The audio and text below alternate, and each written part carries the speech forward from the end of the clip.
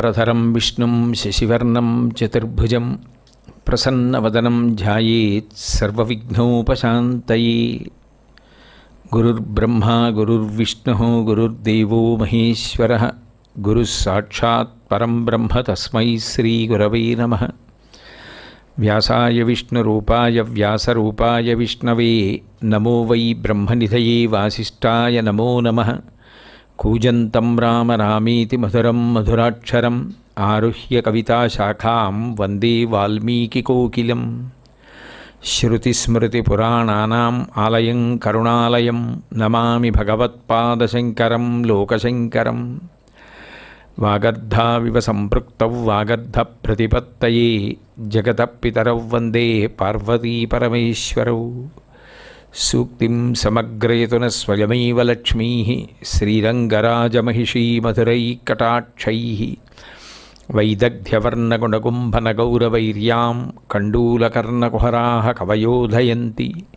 హైమోర్ధ్వపుండ్రమజహన్మకుటం సునాసం మందస్మితం మకరకుండలచారుగండం బింబాధరం బహుళదీర్ఘకృపాకటాక్షం శ్రీవేంకటేశముఖమాత్మనిసన్నిధత్తాం. విమలపటి కమలకుటి పుస్తకరుద్రాక్షశస్తహస్తపుటి కామాక్షి పక్ష్మలాక్షి కలిత విపంచి విభాసి వైరించి.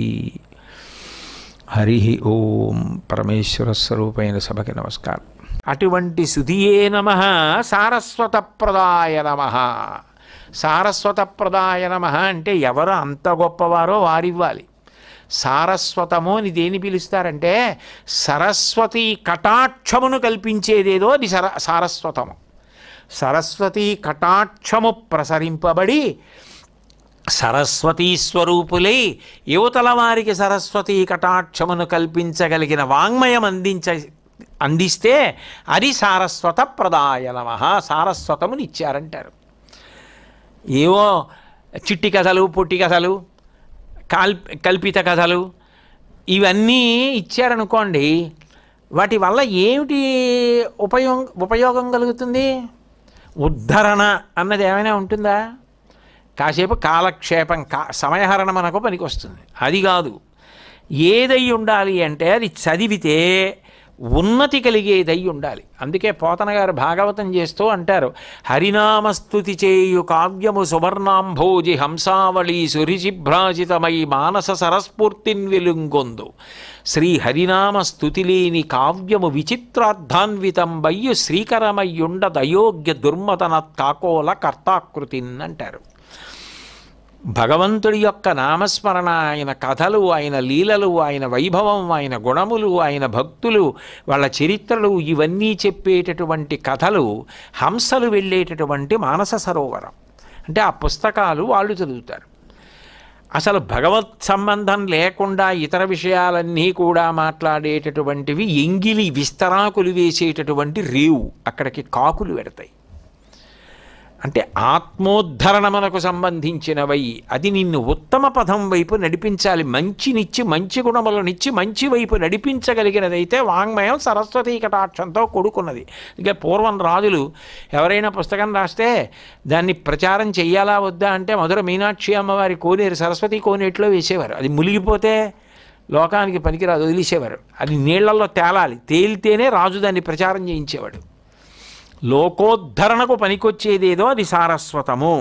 శంకరాచార్యుల వారు ఇచ్చినవి ఎన్ని గ్రంథములను ఇచ్చారు, అంతులేదు అసలు. అన్ని గ్రంథములు. అందులో విశేషం ఏమిటంటే ఆయన భగవంతుని యొక్క రూపదర్శనం చెయ్యాలి అనుకుంటే తన స్తోత్రము ద్వారా భగవంతుణ్ణి తల వెంట్రుక దగ్గర నుంచి గోటి కాంతి వరకు దర్శనం చేయించారు. దర్శనం చేయించిన స్తోత్రాల్లో విష్ణు పాదాది కేశాంత స్తోత్రము అని విష్ణువు మీద ఇచ్చారు. శివ పాదాది కేశాంత స్తోత్రము అని ఇచ్చారు.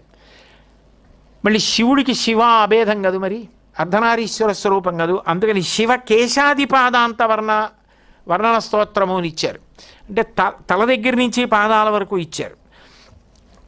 అంత గొప్ప స్తోత్రములను అంగప్రత్యంగములను అన్నింటినీ వర్ణిస్తూ ఇచ్చిన స్తోత్రాలు ఉన్నాయి. బయట పూజ కాదు, మానస పూజ ఎలా చేయొచ్చు అన్నదానికి మానస పూజకి సంబంధించిన వాటిల్లో త్రిపుర సుందరి మానస పూజ, నిర్గుణ మానస పూజ అని అసలు అది చదివితే ఆశ్చర్యంగా ఉంటుంది. ఆ నిర్గుణ మానస పూజలో అర్ఘ్యం ఇవ్వడం, ఆచమనీయం ఇవ్వడం అవన్నీ లౌకిక వస్తువులతో కాదు, నిర్గుణంగా పూజ గుణమవుతోంది, సగుణం ఎలా చేయాలో చెప్తారు. నిర్గుణ మానస పూజ శంకరులు తప్ప బహుశా ఎవరు చేయలేరు అటువంటివి. దాన్నే అన్వయం చేసి తేలికగా తెలుగులో చదువుకునేటట్టుగా మానస పూజ అని ఒక చిన్న స్తోత్రం ఒకటి వచ్చింది. మహానుభావుడు ఆరాధ్య శైవానికి సంబంధించినటువంటి మహానుభావుడు రచించారు దాన్ని. కాబట్టి అటువంటి మానస పూజ త్రిపుర సుందరి ఇచ్చారు, నిర్గుణ మానస పూజ ఇచ్చారు, మృత్యుంజయ మానసిక పూజా స్తోత్రం ఇచ్చారు, భగవన్మానస పూజ అని ఇచ్చారు. ఇన్ని మానస పూజలు ఇచ్చారు. దేవతల మీద అనేక పూజలు చెప్పారు. అందులో 64 ఉపచారాలు చేయాలంటారు. చతుషష్ట్యుపచారాఢ్య 64 ఉపచారాలు ఏమిటి అంటే కూడా సరిగ్గా తెలియవు. వాటిని మనసుతో 64 ఉపచారాలు ఎట్లా చేయాలో చేయించారు. అది దేవీ చతుషష్ట్యుపచార పూజా స్తోత్రము అని ఒక స్తోత్రం ఇచ్చారు. అలాగే దేవతల మీద ఎవరి మీద చెప్పినా అది వారి మీద కాదు, అందరూ కలిపి అదే అంటారు. ఎవరి గురించి చెప్పనివ్వండి, జ్ఞానం అడగడం మర్చిపోరు, అది చాలా గొప్ప విషయం. కాలభైరవాష్టకం చెప్పనివ్వండి, జ్ఞానముక్తి సాధనం విచిత్ర పుణ్యవర్ధకం శోకమోహ దైన్యలోభ కోపతాపనాశనం తే ప్రయాంతి కాలభైరవాంఘ్రి సన్నిధిం ధ్రువం అంటారు. జ్ఞానముక్తి సాధనం ఎక్కడా విడిచిపెట్టరు. ఆ ఒక్క తత్వం ఇలా వెలుగుతోందంటారు. దేవతల మధ్య సమన్వయం సాధిస్తూ చెప్తారు స్తోత్రాలు తప్ప మేము ఈయన్నే చూస్తాం, ఈయన రూపాన్నే చూస్తాం, ఈ పేరే చెప్తాం, ఈ స్తోత్రాలే చేస్తాం, అబ్బెబ్బే ఇంకో పేరెత్తుకోం, ఇంకో స్తోత్రం చేయం, ఇలా ఉండదు శంకరాచార్యుల వారి దగ్గర. ఆ పరబ్రహ్మమే ఇన్ని రూపాలతో వెలుగుతోంది కాబట్టి అంత ఆదర బుద్ధితో చేస్తారు. పాండురంగాష్టకం, భవానీ భుజంగం, కనకధార, సౌందర్యలహరి, గౌరీదశకం, అన్నపూర్ణాస్తుతి, శివానందలహరి, శివ పంచాక్షర నక్షత్రమాలా స్తోత్రం, సువర్ణమాలాస్తుతి, శ్రీ త్రిపుర సుందరి వేద పాద స్తవ, అద్భుతమైన స్తోత్రం. వేదమంత్రం వలన అమ్మవారి పూజలోకి తీసుకొచ్చి చేశారు ఆ స్తవం. ఏ ఒక్క స్తవం ఇంకో స్తవంలా ఉండదు.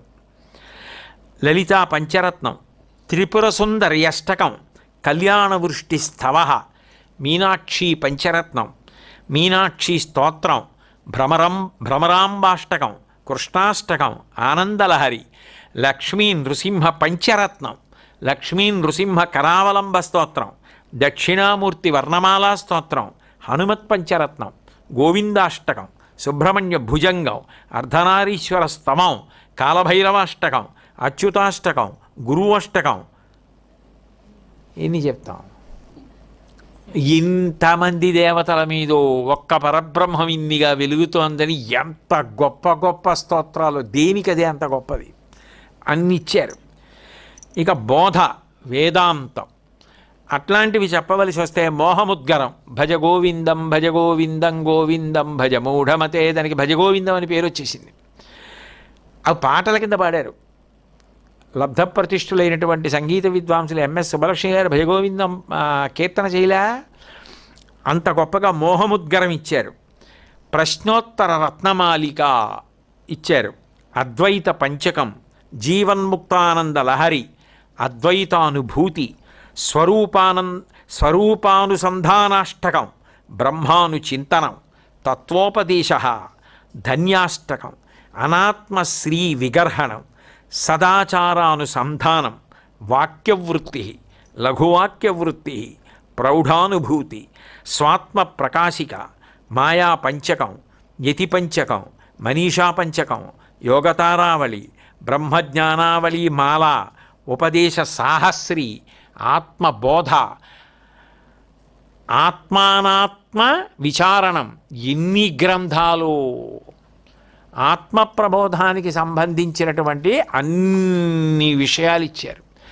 నదుల మీద అద్భుతమైనటువంటి అష్టకాలు చేశారు. నర్మదాష్టకం, గంగాష్టకం, యమునాష్టకం, మణికర్ణికాష్టకం. వాటిని స్మరిస్తే చాలు, అసలు నదుల మీద ఇన్ని విశేషాలు ఉన్నాయా అనిపిస్తుంది. ఒక్కొక్క క్షేత్రం మీద అంతంత అద్భుతమైన స్తోత్రాలు చేశారు. కాశీ పంచకం, కాశీ గొప్పతనాన్ని వర్ణించారు.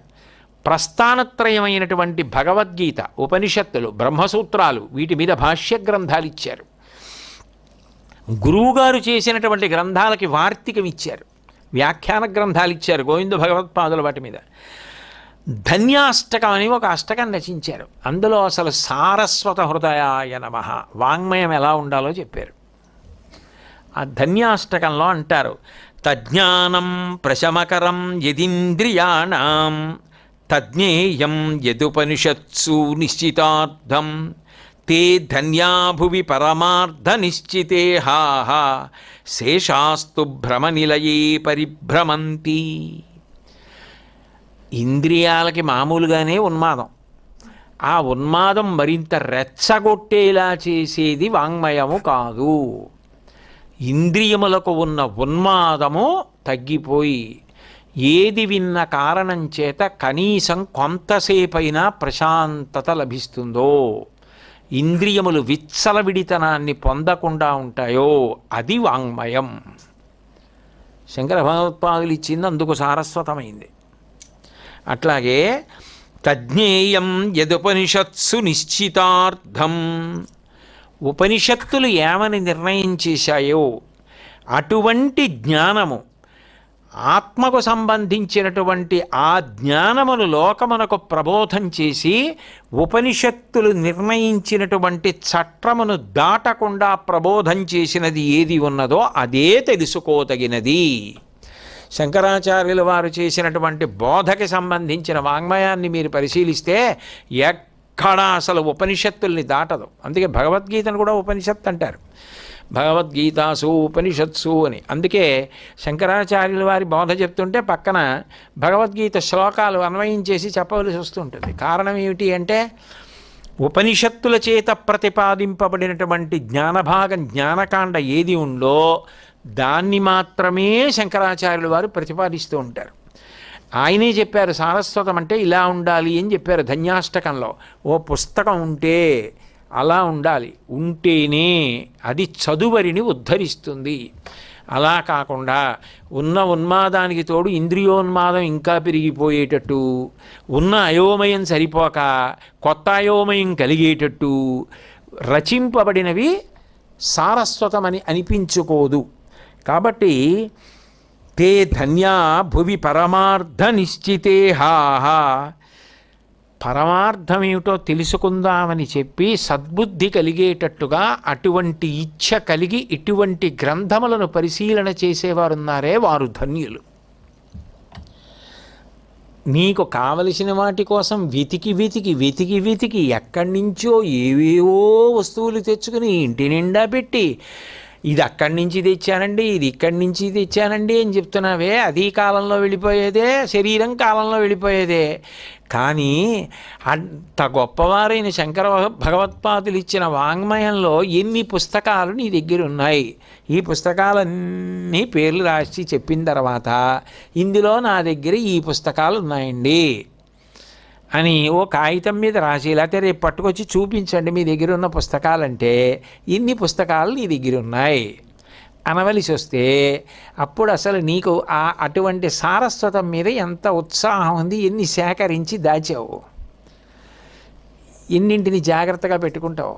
ఒక్క బంగారం గొలుసునంత జాగ్రత్తగా భరిణిలో పెట్టావే, ఒళ్ళు చెమట పట్టేస్తున్నది, పుట తిప్పుతుంటే అంత పాత పుస్తకం కాగితం విరిగిపోతుందని ఒళ్ళు చెమట పడుతున్న చెమట చుక్క ఎక్కడ పుస్తకం మీద పడుతుందోనని ముఖం తుడుచుకుంటూ కాగితం మాత్రం విరగకుండా ఉండడానికి అంత పుస్తకాన్ని ప్రాణంలా చూసుకుని దాచుకున్న ఉన్నాయా సారస్వతంలో? చదవకపోయినా దాచినా ధన్యుడే.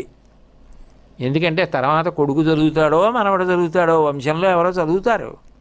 పుస్తకాలు ఇచ్చేయడం ఏంటి? గొలుసులు ఇవ్వవు, కంకణాలు ఇవ్వవు, కాళ్ళకి పట్టీలు ఉంటే అవి ఇవ్వవు, ఇంట్లో ఉన్న ఫ్యాన్ ఇచ్చేయో టీవీ ఇచ్చేయో, పుస్తకాలు ఉండిపోయాయండి ఎవరు చదివేవాళ్ళు లేరని ఇచ్చేస్తూ ఉండడం. అవి బరువు అయిపోయాయా? పుస్తకాలు బరువు అయ్యాయా నీకు? అంటే ఏమనుకోవాలి? మనిషి జన్మకి ఏది ప్రయోజనం అది బరువు అయిపోవడం ఏమిటి? కాబట్టి తే ధన్యా భువి పరమార్థ నిశ్చితేహా. అటువంటి సారస్వతం మీద ఉత్సాహం ఉండి ఆ పుస్తకాలన్నీ దగ్గర పెట్టుకుని బల్ల నిండా పెట్టేసుకుని అది తీసి ఇది తీసి అది చదువుకుని ఇది చదువుకుని ఆనందపడిపోయిన వాడు ఉంటాడే వాడు ధన్యాహ, వాడు ధన్యుడు, ఎప్పుడో అప్పటికో ధరింపబడతాడు వాడు. కాబట్టి శేషాస్తు భ్రమ నిలయే పరిభ్రమంతి, అవి వదిలేస్తే ఇంట్లో మిగిలినవన్నీ ఉన్నాయే అవి నీకున్న భ్రమ చాలక కొత్త భ్రమలు తీసుకొచ్చి తిప్పడానికి పనికొచ్చేవి. కాబట్టి శేషాస్తు భ్రమి నిలయే పరిభ్రమంతి, నీ భ్రమ తగ్గించి పరిభ్రమణం, జన్మ మృత్యు చక్రమునందు పరిభ్రమణమును తగ్గించాలి అంటే అదిగో అవి ఉండాలి, సారస్వతం ఉండాలి. భాగవతం ఉందా, రామాయణం ఉందా, ఉపనిషత్తులు ఉన్నాయా, యోగవాసిష్టం ఉందా, వ్యాఖ్యాన గ్రంథాలు ఉన్నాయా, శంకరుల వాంగ్మయం ఉందా, అవి ఇంట్లో ఎన్ని ఉన్నాయో అంత ఐశ్వర్యవంతుడివి నువ్వు. శంకర భగవత్పాదులు 24 భాష్య గ్రంథాలు, 57 ప్రకరణ గ్రంథాలు, 72 స్తోత్ర గ్రంథాలు, 153 గ్రంథములు రచించారు అని చెప్తారు పరిశోధకులు. అంతటి మహాపురుషులు 32 ఏళ్లలో అందులో ఏమిటి ఒక్కొక్క భాష్య గ్రంథంలో బ్రహ్మసూత్రానికి ఒకదానికి భాష్యం రాయడం అంటే ఎంత గొప్ప విశేషం. అనాత్మ గురించి మాట్లాడాలంటే ఎంత కష్టపడాలి, ఏం మాటలా. అంత అద్భుతమైనటువంటి మహానుభావుడు. ఆయన యొక్క గుణములను పరిశీలించడమే నామములను పరిశీలించడం. 45వ నామంగా శంకర భగవత్పాదాచార్య స్వామివారిని సత్యాత్మనే నమః అని కీర్తిస్తున్నారు. అంటే సత్యము అన్న మాటకు అర్థం ఏమిటంటే ఏ కారణము చేత కూడా మార్పు చెందనిది ఏది ఉన్నదో దానిని సత్యము అని పిలుస్తారు. అందుకే భగవంతుడికి పేరేమి అంటే సత్యమే. సత్యం జ్ఞానం అనంతం బ్రహ్మ అంటుంది ఉపనిషత్తు. సత్యమే భగవంతుడు. అందుకే సత్యనారాయణ అని అన్నవరంలో ఉన్నటువంటి స్వామిని పిలుస్తారు.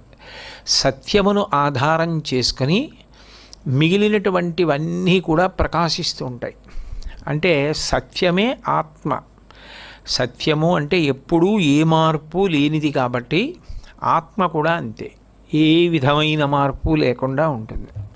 అందుకని సత్యమైన ఆత్మ ఏ వికారము ఏ మార్పు లేకుండా ఎప్పుడూ శాశ్వతంగా ఉండేటటువంటి ఆత్మ ఏదో అది అయి ఉన్నవారు అంటే పరబ్రహ్మమే తానై ఉన్నవారు అని.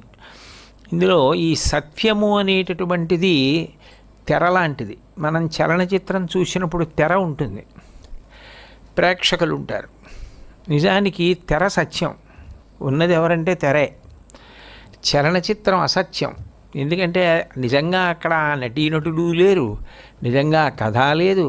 కానీ మనం ఏమైపోతామంటే తెరతో ఎక్కువగా సంగం పెట్టుకోవడం కన్నా, తెరతో తాదాత్మ్యత కన్నా తెర మీద పడుతున్న రంగు బొమ్మల మీద తాదాత్మ్యత చెంది ఆయనకి ఎవరికో కథానాయకుడికి కష్టాలు వచ్చాయని వెక్కి వెక్కి ఏడ్చేసి పకపకా నవ్వేసి ఆనందపడిపోయి వాళ్ళు ఎవరో కొట్టుకుంటుంటే మనం ఉత్కంఠ పొందేసి చిట్ట చివరికి వాళ్ళు కథానాయకుడు కథానాయిక కలుసుకుంటే చాలా ఆనందపడిపోయి లేచి బయటికి వెళ్ళిపోయేటప్పుడు చూస్తే తెర ఒకటే ఉంటుంది. తెర సత్యం. అట్లా ఆ చలనచిత్రాలు ప్రదర్శించేటటువంటి ప్రాంగణంలో ఎన్ని వందల కథలు వచ్చాయో ఎన్ని వందల కథలు వెళ్ళిపోయాయో, ఆ వచ్చి వెళ్ళిపోయేదంతా అసత్యం. నిజానికి సత్యమైన తెర లేకపోతే అసత్యమైన అంటే అక్కడ లేకపోయినా ఉన్నట్టుగా కనిపించేది ఏదంటే నిజానికి చలనచిత్రం. అందుకే లోపల నుంచి అన్ని భావాలు బయటకు వస్తాయి. నిజానికి అందులో ఎవరున్నారు అక్కడ? అవన్నీ లేవు, ఆ భవనాలు లేవు, ఆ ఉద్యానవనాలు లేవు, అందులో నటిస్తున్న వాళ్ళు లేరు, పేదరికాలు లేవు, విదేశాలు లేవు, పర్వతాలు లేవు, జలపాతాలు లేవు. కానీ అన్నీ ఉన్నట్టే కనపడతాయి. అది ఆగిపోయిన తర్వాత ఉన్నదేదో అది నిజంగా ఉన్నది. ఉన్నదాన్ని వదిలిపెట్టి ఉన్నదాని మీద ఆరోపింపబడినటువంటిది ఏదిందో దానితో సంగము చెంది అనేక భావాలు ప్రకటించడానికి బోలెడంత డబ్బులు పోసుకుని మరీ వెళ్ళి చూస్తున్నావా లేదా అంటే అది తప్పని నేనేం నిర్ధారించట్లేదు, అదో సంతోషం. కాబట్టి సత్యము తెర. అట్లా సత్యము భగవానుడు. తైత్తరీయోపనిషత్తులో బ్రహ్మానందవల్లి అని ఒక భాగం, అందులో మొదటి అనువాకంలోనే సత్యం జ్ఞానమనంతం బ్రహ్మ అని ప్రారంభం చేస్తారు. అంటే సత్యమే భగవానుడు అని. భగవద్గీతలో సత్యము భగవంతుడు, సత్యము ఆత్మ అని గీతాచార్యుడు నిర్ధారణ చేస్తాడు. అందుకే నేను ఒక మాట అన్నాను, ఈ నివృత్తి మార్గంలో శంకర భగవత్పాదులు దేన్ని ప్రతిపాదిస్తూ ఉంటారో అది భగవద్గీత చేత కూడా ప్రతిపాదింపబడినదే అయి ఉంటుంది. అంటే ఆయన ఎప్పుడు మాట్లాడినా ఎక్కడ మాట్లాడినా కాండలో ఆయన మాట్లాడినదంతా కూడా ఉపనిషత్ సారం. ఉపనిషత్తులంతా కూడా జ్ఞానభాగం, వేదంలో పూర్వభాగం పూర్వమీమాంస అంతా కూడా కర్మకాండ. మనం కర్మ చేయకుండా ఉండలేము కాబట్టి కర్మభాగాన్ని మనకి ఇచ్చారు. అక్కడతో ఆగిపోకుండా ఉండడానికి జ్ఞానమును కూడా తెలుసుకోవాలి. శంకర విజయములు అంటారు, శంకరాచార్యుల వారి జీవిత చరిత్ర అనరు, శంకర విజయాలు అంటారు. శంకర విజయాలు అన్న మాట ఎందుకు వచ్చిందంటే నిజానికి అది ఆత్మ విజయం.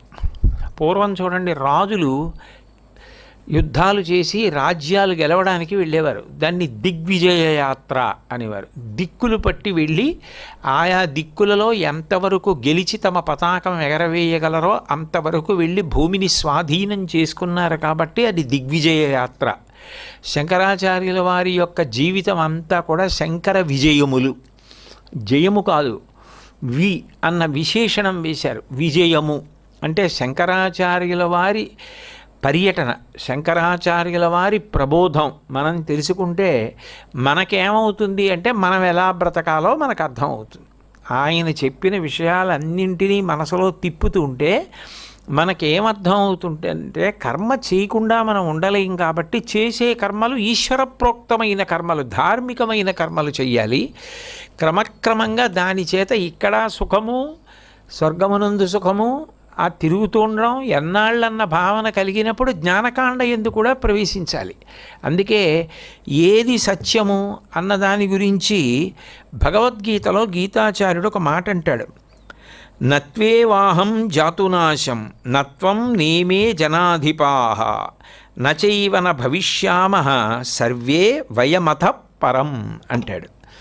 ఇది నిజానికి తత్వమసి మహావాక్యానికి వ్యాఖ్యానం. అందులో కృష్ణ పరమాత్మ అర్జునుడితో మాట్లాడుతూ ఒక మాట అంటాడు, నువ్వు యుద్ధం చేస్తే నువ్వు ప్రయోగించే బాణ పరంపరల చేత వాళ్ళు చనిపోతారంటున్నావు. వాళ్ళు చనిపోతే వాళ్ళు లేకుండా పోతారు అన్నది నీ అభిప్రాయం. కానీ నీకు నేను ఒక మాట చెప్తాను చూడు, నత్వేవాహం జాతునాశం నత్వే నేమే జనాధిపాః. నేను పూర్వం ఎప్పుడో లేనివాడను, ఇప్పుడు ఉన్నవాడను కాను. నేను పూర్వము ఉన్నాను, ఇప్పుడు ఉన్నాను, ఈ తర్వాత కూడా ఉంటాను. అంటే సత్యం, నేను ఒకప్పుడు ఉన్నవాణ్ణి ఒకప్పుడు లేనివాణ్ణి కాను. అట్లాగే నువ్వు కానీ ఈ రాజులు కానీ నాలాగే పూర్వము ఉన్నారు, ఇప్పుడు ఉన్నారు, తర్వాత ఉంటారు. మరి పడిపోయేది శరీరం పడిపోతుంది. శరీరం పడిపోతుంది తప్ప ఆత్మకి పడిపోవడం అన్న మాటే లేదు. అప్పుడు త్వం నువ్వు, తత్ ఆ నేను, అసి ఒకటే ఉన్నారము.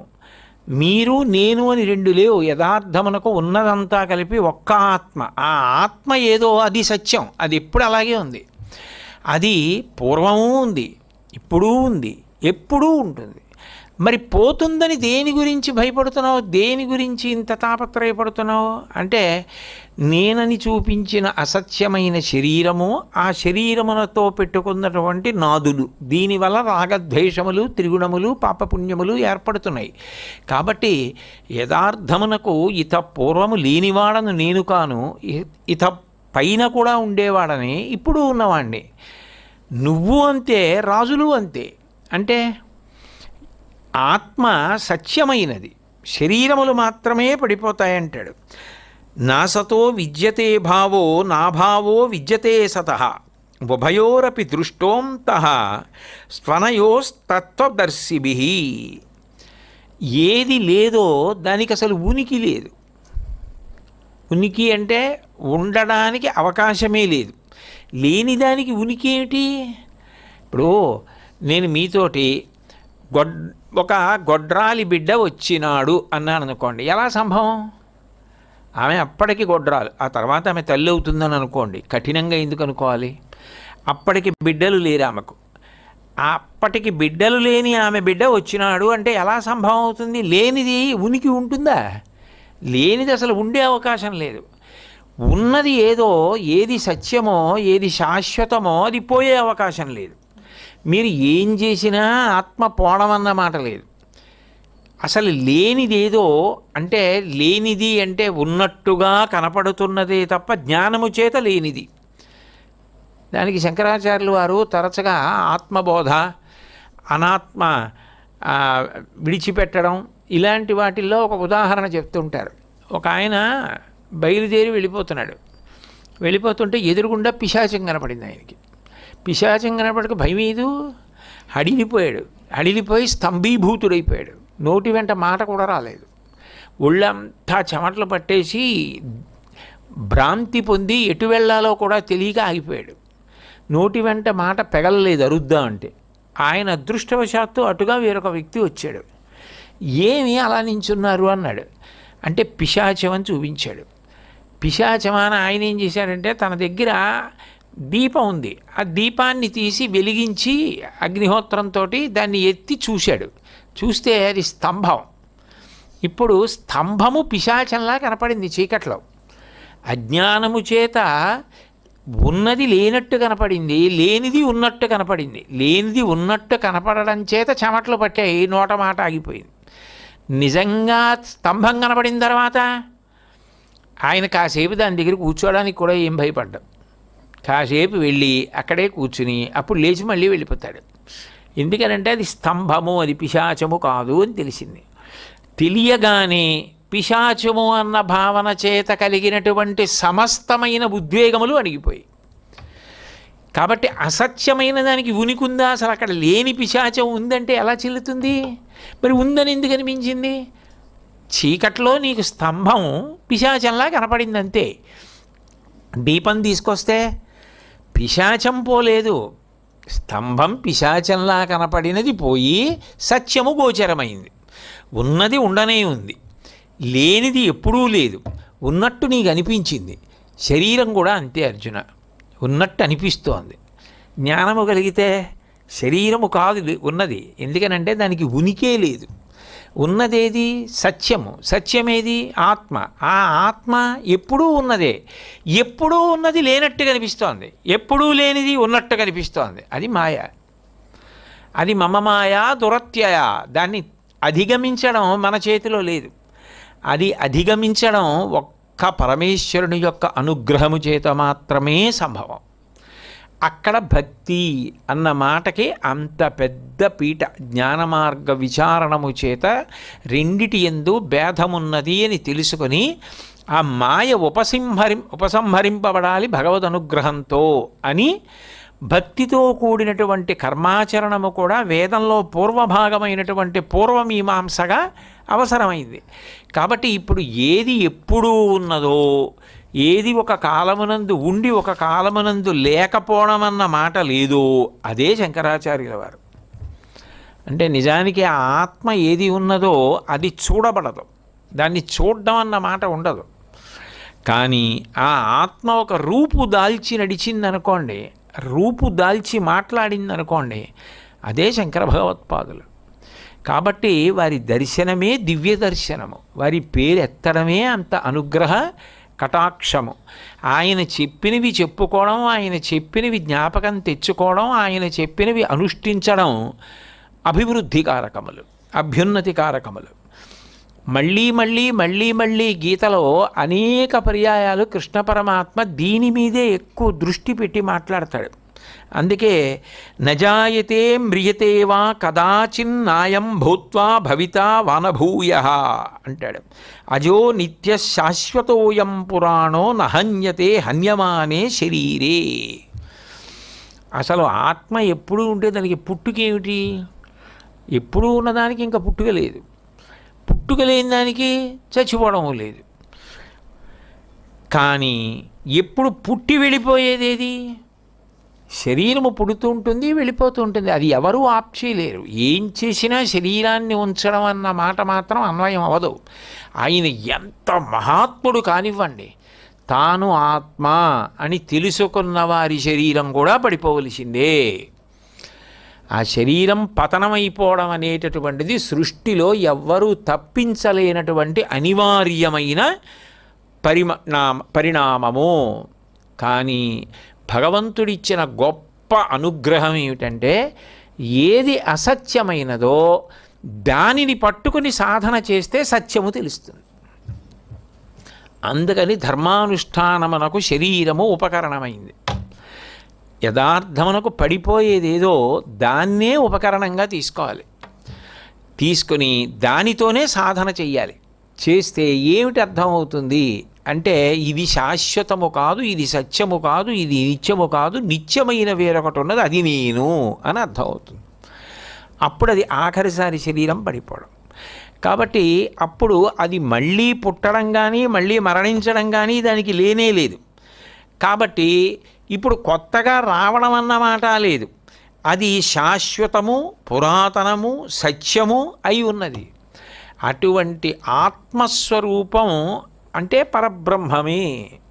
ఆ పరబ్రహ్మము వచ్చి మాట్లాడవలసి వచ్చిందనుకోండి, అప్పుడు ఆయనే బ్రహ్మ, ఆయనే విష్ణువు, ఆయనే శివుడు అవుతాడు. పరంబ్రహ్మమే ఏమవుతుందంటే 3గా రూపాలు దాలుస్తుంది. బ్రహ్మ, విష్ణువు, శివుడు. ఇందులో మీరు ఒక విశేషాన్ని గమనించాలి. సాధారణంగా మనం ఏం చెప్తాం? సృష్టికర్త బ్రహ్మ, స్థితికర్త విష్ణువు, ప్రళయకర్త హరుడు. ఇది కదా మనం చెప్పేది. సత్వగుణానికి విష్ణువు, రజోగుణానికి సృష్టి కాబట్టి బ్రహ్మ, తమోగుణానికి శివుడు, అలా చెప్తారు అన్వయం. మీరు ఒకటి ఆలోచించండి. నిజంగా చెప్పాలంటే విష్ణువు ఎన్ని కోటానుకోట్ల మంది రాక్షసుల్ని సంహారం చేయాలి స్థితికారుడై ఉండడానికి? అప్పుడు అందులో సత్వగుణం ఉంది అని మీరు ఎలా చెప్పగలరు? జ్ఞానదాత మహేశ్వర, శివుడు రాక్షస సంహారం చేయలేదా? త్రిపురాసురుల్ని చంపలేదా? ఆయన రాక్షస సంహారం చేశాడు. జ్ఞానమిచ్చేవాడు శివుడు. తమోగుణం ఉన్నవాడు ఎలా ఉండాలి? నల్లగా ఉండాలి. ఆయన తెల్లగా ఉన్నాడు శివుడు. సప్తగుణానికి ప్రతినిధి అయిన విష్ణువు తెల్లగా ఉంటాడు. తెల్లగా ఉన్న విష్ణువు కనపడరు. నల్లగా ఉన్న విష్ణువు జగద్గురువు కృష్ణ భగవానుడిగా, తెల్లగా ఉన్న శివుడు దక్షిణామూర్తిగా జగద్గురువు. మిగిలిపోయిన వాడు ఎవరు పాపం? ఎర్రగా ఉన్న బ్రహ్మగారు, రజోగుణం, సృష్టికర్త. ఆయనకి పూజ లేదు. ఎందుకు పూజ లేదో తెలుసా? సర్వసాధారణంగా మళ్ళీ మనం ఎవరి దగ్గరికి వెళ్ళాం? ఆయన దగ్గరికి వెళ్ళినా ఆయన చేసే ఉపకారం ఏమీ లేదంటే ఇంకా ఆయన దగ్గరికి వెళ్ళాం. ఇంకా ఆయన దగ్గరికి వెళ్ళి ఉపయోగం ఏంటంటే ఆయన ఏం చేయడండి, ఆయన పరిధి దాటిపోయింది. ఇంకా ఆయన చేయగలిగింది ఏం లేదంటే ఇంకా ఆయన దగ్గరికి ఎందుకు? సృష్టి చేసేటప్పుడు బ్రహ్మగారు నువ్వు ఇది అనుభవించాలని రాసి పంపించేశారు, ఇంకా అయిపోయింది. ఇంకా అయింది. ఆయన దగ్గరికి వెళ్ళా, నేను పంపించేశాను కదా, ఇంకా నేనేం చేయను అంటాడు ఆయన. కాబట్టి ఇప్పుడు మళ్ళీ పుట్టకుండా చేయవలసిన వాళ్ళు ఎవరైనా ఉన్నా, ఒకవేళ పాపకర్మల చేత కష్టం అనుభవించవలసి వస్తే రక్షించవలసిన వాడైనా వీళ్ళిద్దరూ. అందుకని పూజలు ఎవరి రూపాలకు ఉంటాయంటే వీళ్ళకుంటాయి. ఆయనకి పూజ లేకపోవడం వెనకాతల ఉన్న అసలు తార్కిక రహస్యం ఏంటంటే మనిషి గడుసుతనం. అందుకని బ్రహ్మగారి జోలికి వెళ్ళడం. కానీ మీరు జాగ్రత్తగా ఆలోచిస్తే బ్రహ్మగారు వరాలు ఇవ్వట్లా. రాక్షసులందరికీ వరాలు ఇచ్చేది ఎవరు? బ్రహ్మగారే. 4 వేదాలు 4 ముఖాలతో చదివేవారు ఎవరు? బ్రహ్మగారే. జ్ఞానమునకు కారణమైన సరస్వతీదేవికి భర్త ఎవరు? బ్రహ్మగారే. అప్పుడు నిజంగా మనం చెప్పినట్టుగా ఆయన సృష్టి ఒక్కటే చేస్తున్నాడా? అబ్బే వరాలు ఇవ్వడం అవి నేను ఎలా చేస్తానండి, నా వల్ల ఎందుకు అవుతుంది అంటాడు ఆయన. అన్నాడు. భూమికి ఎప్పుడైనా భారం కలిగితే పాపభారం ముందు ఎవరిని అడుగుతుందంటే బ్రహ్మగారి దగ్గరికి వెడుతుంది. బ్రహ్మగారు అయితే రామని ఇద్దరం కలిసి వెడదామని విష్ణువు దగ్గరికి తీసుకెడతారు. మరి పరిపాలనాంశలో జోక్యం చేసుకోవాలా బ్రహ్మగారు? అసలు ముందు కష్టం రాగానే తీసుకెళ్ళిన వాళ్ళు ఎవరు? ఆయనే. యథార్థంగా చెప్పాలంటే ఆయన పాత్ర మీరు బాగా పరిశీలిస్తే ఆయన ఒక కన్సల్టెంట్ ఫిజీషియన్లా కనపడతాడు. మీకు తేలిగ్గా అర్థం అవ్వాలంటే దానికి ఏమైనా శస్త్రచికిత్స చేయాలా, కొన్నాళ్ళు వైద్యశాలలో ఉండాలా, కట్టెయ్యాలా, ఏదైనా ముందు ఈయన చూసి ఒకసారి మీరు ఇది చేయించేసుకోవడం మంచిది అంటే చేయించుకుంటారు. ఏదైనా ముందు బ్రహ్మగారి దగ్గరికి వెడుతుంది. అప్పుడు సృష్టి నియమం, స్థితి నియమం, ప్రళయ నియమం అని 3 ఉన్నాయా? ఒకవేళ ప్రళయం చేయడం తప్పనుకుంటే ఎన్ని కోట్ల జన్మలు ఎత్తుతారు? కలియుగం ఎప్పుడో అప్పుడు ప్రళయం వచ్చి అంతమైపోయింది అనుకోండి. అప్పుడు ఏమైంది? హాయిగా పరమేశ్వరుడు మహాప్రళయం చేసేస్తే ఆయనకు అంటుకుపోయి ఉండిపోతాం. మళ్ళీ ఎప్పుడు పుట్టిస్తాడు? కృతయుగంలో పుట్టిస్తాడు. ఎందుకంటే మళ్ళీ వచ్చే యుగం ఏమిటి? కృతయుగం. అప్పుడు ధర్మం 4 పాదాలు నడుస్తుంది. చేద్దామన్నా పాపాలు ఉండవు. అప్పుడు అయిపోయింది, తరించిపోయారు. అప్పుడు ఆయన దయగా చేసింది. అప్పుడు ఆయనలో తమోగుణం ఎక్కడుంది? పైగా తమోగుణం ఉన్నవాడు పడుకోవాలి. తమోగుణం ఉన్నవాడు నటిస్తున్నాడు నటరాజుగా, ఆగకుండా నటిస్తున్నాడుగా చిత్సభలో. ఆయనకి తమోగుణం ఎలా అన్వయం అంటే దాని అర్థం ఏమిటంటే, అబ్బాయి నువ్వు జాగ్రత్తగా పరిశీలిస్తే భగవంతుని యందు నిజమునకు ఇదే ఈయన చేస్తారు అన్నమాట అన్వయము కాదు. మీరు పోలీస్ స్టేషన్కి వెళ్ళి ఏమండి నాకు ఒక ఆధార్ కార్డు ఇస్తారా అని అడిగితే ఇక్కడ ఇవ్వరండి, ఆధార్ కార్డుకి ఇంకో చోటుకి వెళ్ళండి అంటారు. ఆధార్ కార్డు ఇచ్చే చోటుకి వెళ్ళి నిన్న మా ఇంట్లో దొంగలు పడ్డారండి అంటే ఇక్కడ కాదండి పోలీస్ స్టేషన్కి వెళ్ళండి అంటారు. అక్కడ చేసేవాళ్ళు అదే చేస్తారు, ఇక్కడ చేసేవాళ్ళు ఇదే చేస్తారు. గ్రంథాలయానికి వెళ్తే పుస్తకం ఇస్తారు, వైద్యశాలకు వెళ్తే అనారోగ్యం తగ్గడానికి మందులే ఇస్తారు, పాఠశాలకు వెళితే పాఠమే చెప్తారు కదా. ఎవరి దగ్గరికి వెడితే అదే చేస్తారు. కానీ ఇవన్నీ నడిపే ప్రభుత్వం, ఇవన్నీ అన్నీ కలిపితేనే ప్రభుత్వం. పరబ్రహ్మం అంటే అన్నీ కలిపి, సృష్టి స్థితి లయ కలిపి చేసింది పరబ్రహ్మం. అప్పుడు ఆ పరబ్రహ్మాన్ని మీరు కంటితో చూడడానికి ఉండదు, అది అన్నీ చేస్తుంది. అన్నీ చేసేటటువంటి పరబ్రహ్మము దర్శనం అవదు, అనుభవంలోకి వస్తుంది. బ్రహ్మగా విష్ణువుగా శివుడిగా దర్శనమిస్తూ ఉంటుంది. కానీ ఆ పరబ్రహ్మము కంటికి కనపడింది అనుకోండి, అది గురువు. అందుకని గురుర్బ్రహ్మ గురుర్విష్ణు గురుర్దేవో మహేశ్వర గురు సాక్షాత్ పరం బ్రహ్మ తస్మై శ్రీ గురవే నమః. అప్పుడు ఆ పరంబ్రహ్మం ఎవరు? సత్యాత్మ. అది కాలమనందు వెళ్ళిపోయేది కాదు, ఇంకా బ్రహ్మ విష్ణు మహేశ్వరులుగా రూపాన్ని పొందుతూ ఉంటుంది. వదిలిపెట్టి మళ్ళీ పరబ్రహ్మముగా కూడా అన్వయం అయిపోతుంది. బ్రహ్మే విష్ణువు అయిపోవచ్చు, విష్ణువే శివుడు అయిపోవచ్చు. పోతన గారికి కృష్ణుడిలో శివుడు, శివుడిలో కృష్ణుడు, తిక్కన గారికి కనపడడం ఇలా లేదు. కానీ పరబ్రహ్మమునందు మాత్రం ఏమీ ఉండదు, అట్లాగే ఉంటుంది. అదే గురువు. మరి గురువుకి పరబ్రహ్మం ఎలా అన్వయం అండి?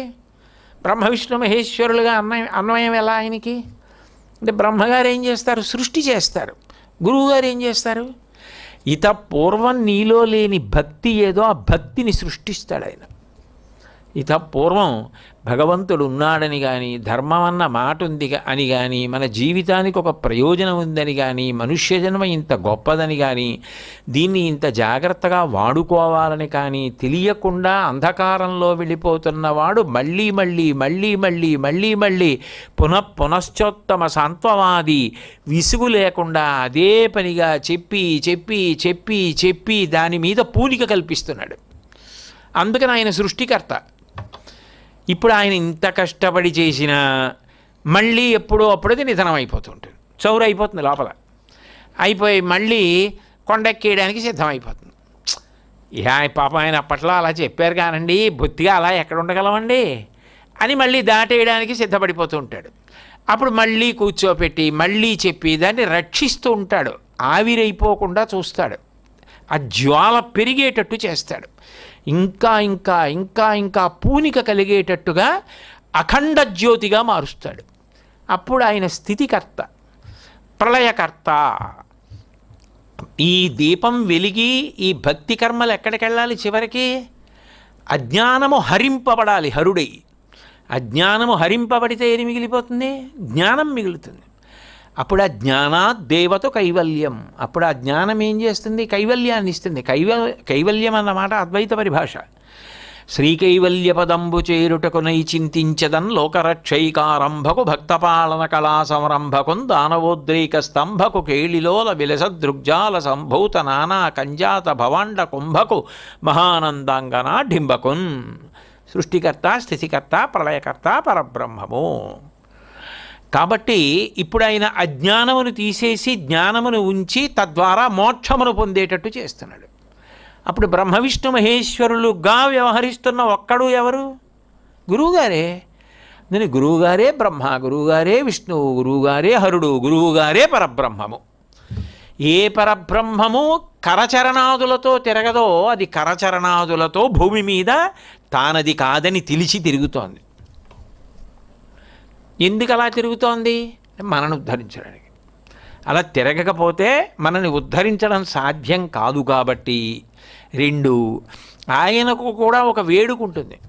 ఏమిటి ఆ వేడుక అంటే, తాతగారు పెద్దవారు, ఆయన పిల్లలతో దాక్కుని ఆటలాడుకోవడం, అంటుకుని ఆటలాడుకోవడం, ఇవన్నీ ఆయన ఎందుకు చేస్తారు? కానీ అవి పిల్లలు మనవలకి తెలుస్తుందా?